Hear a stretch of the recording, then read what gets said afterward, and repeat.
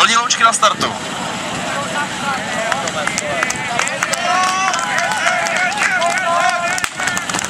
Dolní loučky tady mají podporu diváckou, to je výborné, to je dobře. A i teď se, bohužel, ano. Je tam opravdu mokro, jsou tam velice tvrdé podmínky, ale borci zkušeně čekají. Teď se podaří utáhnout dopředu. Je to škoda, je to škoda. Strašeno. Bohužel to se stává. Ten terén už je opravdu velice těžký.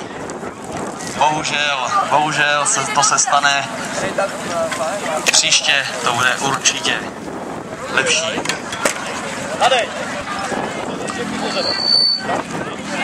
Pozor na ty projevy emocí.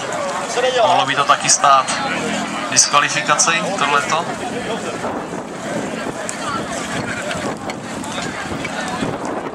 Dolní loučky dosáhly času 26:30 rovných.